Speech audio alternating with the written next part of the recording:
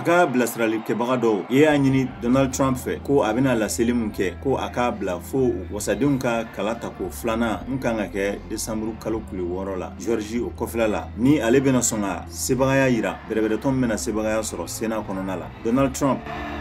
We're going to take back America, and in 2024, most importantly, a ma sɔn ni ladilikan ma wagati min na a fɛgɛyalen don kosɛbɛ kabi a ye sebaya sɔrɔ a ka bɛrɛbɛrɛtɔn kɔnɔna la ni a ma se ka sɔsɔ a kɛlen ka sebaya sɔrɔ kabi san 2016 wagati la. Républicains ka kafo ɲɛmɔgɔ dan ni o gouverneur ye mun bɛ Virginie Wensom L. Sear ni ale tun ye Donald Trump kɔkɔrɔma dobaga ye ko kalatalaw ye cikan jɛlen de di taratadon mun ye k'a fɔ ko dama tɛmɛna ko dama tɛmɛna. O wagati kelen na Floride kafo ɲɛmɔgɔ Ron DeSantis ni ale ye sebagaya sɔrɔ nɔgɔya kɔnɔna la k'a kalata min kɛra taratadon ale kɔni bɛ kan ka mandiya sɔrɔ Républicains fanfɛla la minnu bɛ kan ka kɛ u bɛ kan ka mabɔ Trump la dɔɔni. Ka Chambre des représentants ɲɛmɔgɔ kɔrɔ Paul Ryan ni ale ni Donald Trump karala ɲɔgɔn na a ka san fila fɔlɔ kɔnɔna la a ka fanga la fana ko Trump bɛna kɛ gɛlɛya ye olu ka sɛbɛnden ma mun bɛ sɔn ka dankari u ka gɛrɛsɛgɛw la ka jamana ɲɛmɔgɔya sebaya sɔrɔ san 2024. Chambre des représentants mun bɛna sebagaya sɔrɔ o kɔnɔna la a kɔni a ma dɔn hali bi nka kuma mun jɛlen don o ye parti mun kɔni bɛna sebagaya sɔrɔ a kɔnɔna la a tɛna kɛ ni hakɛ belebeleba ye. Hali bi kalata datugulen kɔfɛ tile 2 Arizona jatew bɛ senna hali bi u ka fanga camancɛ kalata koɲaw kan. Ɲɛmɔgɔw bɛ jate la minnu kɛra Maricopa ani Arizona dugu yɛrɛ kɔnɔna la ka ɲɛsin Sénat ani gouverneuriya kalata ko ma.